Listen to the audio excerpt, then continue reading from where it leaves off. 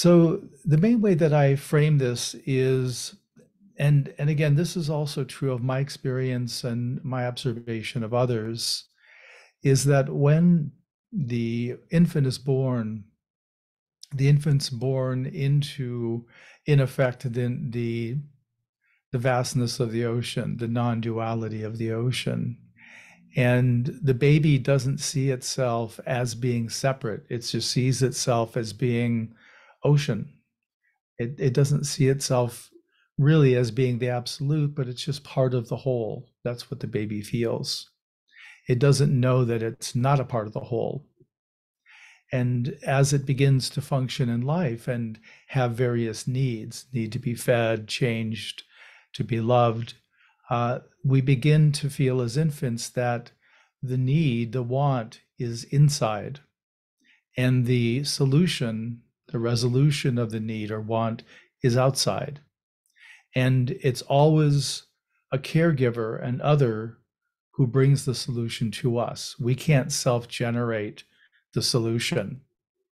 So there begins to be that breakdown of the whole into pieces, that we're this piece that needs, and the other is this somewhat godlike figure that produces satisfactory resolutions to our need. And so this begins to develop that split of self and other. And at the same time, we're also, when we're a part of the whole, when we see ourselves as being undivided part of the ocean in this from this last meditation, that we feel we have to turn away from ocean and differentiate and invest in these caregivers and in the family structure, social structure, all that. And we do. We make the turn. Every one of us does. And there's, interestingly, we all seem to conclude that the ocean threw us out or the ocean turned away. So that begins a story, a core story, that something is wrong with me because the absolute presence of the absolute kicked me out. I was part of the whole, and then I wasn't. I was this individual left to my own resources. And that begins to develop this psychological identification, what I call the core egoic deficiency. And this is the core of our sense of being not good enough, not valuable, whatever label you have for it. And that's a core driver. Because presence of the absolute kicked me out, something must be fundamentally flawed with me. And we forget that we made the choice. And so we carry it as, I'm defective, I'm damaged in some fashion. And then as we grow, we begin to construct a personality on top of this core egoic deficiency. And we try to have our personality function in such a way that no one will look beneath it. They won't see the core wounding. They won't see this sense of not enough, of being damaged in some fashion. We want to hide that from everyone, including ourselves. So we really get this personality to function and distract. And also, as we're growing, we're getting feedback from our caregivers. There's behaviors that we do that they like, and they encourage it, either through their laughter, their praise, their affection. And so we begin to make associations. They like when I do these silly faces. They like when I yell or whatever it happens to be. And so we begin to identify, I'm somebody who makes, cute faces. I'm somebody who yells well or sings well. And with this reinforced feedback, we begin to shape a sense of a self, what sometimes is called the self-image. So from my behavior, from others' feedback on my behavior as a baby, I'm going to begin to construct a sense of me. Well, I think I'm this good person. I think I'm funny. I think I'm this and that. And we begin to project that, to show that to others, then wanting them to mirror that back to us, which confirms not only that we're okay, we're not the core egoic deficiency, but we're also all these good qualities of our self-image. And when someone does mirror that back to us, we're elated and we feel, oh, this person totally sees me, they totally get me. And conversely, if they do the opposite, if they don't mirror back our self-image to us, we're devastated. They don't get me. They don't see me. And of course, we make it their problem. Well, they're a jerk. You know, we have to remove them from the intelligence of the decision making. So we have to keep intact our self-image and self-identity. And so part of our journey with the spiritual journey is beginning to identify these places in us of self-identity and self-image. And we do this by seeing the neediness, the times when we are compelled to behave a certain way. We view others in a familiar dynamic. If somebody is the eldest sibling in a family and everyone looks up to the parents, expect the highest behavior out of the eldest child often. And so that becomes the self identity, is I'm the leader, I'm the example, I've got to do better. And as we begin a spiritual practice, we begin to question that. You know, what's true here? Are these true, or were these situational or familial presentations and projections on us?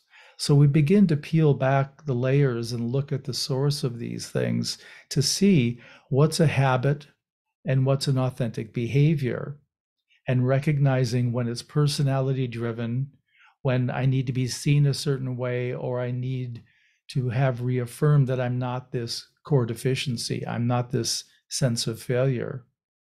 And so we want to make real contact with this as we do our practices, and we will begin to see that as we get quieter, as we get in touch with heart practices, as we do depth practices we'll be doing in this group, we'll begin to see some of these patterns of behavior. And the one place I have students watch for is the incongruities of life. When you overreact to a situation, you're at a restaurant and they serve your meal and you find this big bright red lipstick on your glass. And rather than call over the wait staff and have them get you a fresh glass, you erupt with over the top anger and yelling. And later you're reflecting on this and you're thinking, wow, that was way too much. And one of the questions to ask is, who was that? Because if it doesn't feel like it was an authentic reaction of yours, you're probably mirroring or modeling yourself after someone else. And so this begins our journey of teasing back our behavior to see the source. Oh, that was my dad. He always overreacted when things like that happened, when he got served a dirty plate or fork or what have you. And so we had internalized that, and then we're mirroring or imitating our father in this reaction. And so we play the memory. The function is to play the memory as it occurred, be with it, recognize the reactivity. And then when we really get in touch with, say, the dad's habit pattern of strongly reacting to dirty dishes, then we see, how do I want to react to this? How would I want to, if I'm served that same glass in this moment, how would I want to handle it? And we replay that for ourselves, which helps us begin to reprogram, to move away from taking others' behavior as our own and beginning to be more authentic in our own actions and life. And so this is how we start following the the streams of who we are. And the streams lead to rivers, to more substantial patterns and opinions about ourselves. And again, we're always using a lens of truth. You know, what's true? Is this a true behavior for me? And we just constantly keep up this work. And I don't mean we need to be obsessive about it, but we do need to be diligent. This is the path of spiritual activity and development. And so we move through life in this way. And as we have experiences, as we experience the absolute in different ways, we realize it perhaps in different ways, we begin to incorporate that into our sense of who we are, not so much in a self, but really as a kind of authentic identity. And we begin to put down the places where we're acting out of pattern and habit that aren't authentic for us. So moving into authenticity is terribly important, and also trying to have our inner sense, what I say sometimes, our outside match our inside. We want our behavior to reflect our level of realization, of understanding, our heart depths, all of that. We want to keep moving and working on this, and understanding that we're a work in progress. We're not striving for perfection, we're striving for authenticity. We want to do our best to be authentic. We don't have to be perfect in some ideal way, in some model. None of us have to look like or act like the Buddha or any other teachers or people we know, we might even admire. We need to be authentically who we are. And so at some point, we begin to make contact with the absence of self, times when the self is suspended or not readily available. And we turn in our normal way to self-reference. And as I mentioned earlier, there's like a question mark there. I don't know who I am. And sometimes it can be part of our self-identity, not the totality of it. And other times it can be all of it. Sometimes we can find a peace. Well, I'm really clear that I live at this address and I'm this age, and that all seems intact. But other aspects of me, I'm just not in touch with. So getting accustomed to the absence of self when it's present, the not knowing, it takes a long time to develop more and more comfort with not knowing who we are, not knowing a lot of things. But we start there. And interestingly, when we start making contact with absence of self, you know, people often think it would be this great relief to not be so compelled to return to the self. But in fact, often we begin by feeling a sense of loss, a little bit lost even. I don't know where I am exactly because I can't find who I am. And there can be a sense of, some people have a bit of depression or defeat. There can even be a kind of hopelessness that happens. And even a sadness can develop. So we can go through a number of reactions when the self isn't present. And I want to paint it more accurately, that it's not necessarily this incredible experience at first. It can turn into that with the Kensho, but it starts by us just not being able, like you lost your keys. I don't know where I put them. You know, it's that kind of a loss, and it can give rise to the various inner critic activities and judgments. So all of this is part of that constellation. And as I mentioned, I want to bring all these out because then they become more normalized. So if you begin to experience, you'll remember our conversation about this and can give yourself more space just to be with it. It's interesting too, once we start getting in touch with the absence of self, when the self is present, it can sometimes feel like we're in this tight space, almost like we're in this suit of armor, like the old knights used to wear.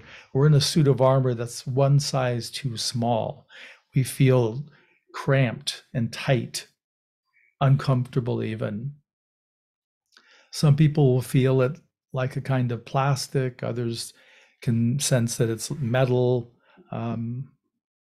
I'm thinking of other, I think there's other descriptors as well, but by and large, it just feels like we're being contained in something that's too small and uncomfortable.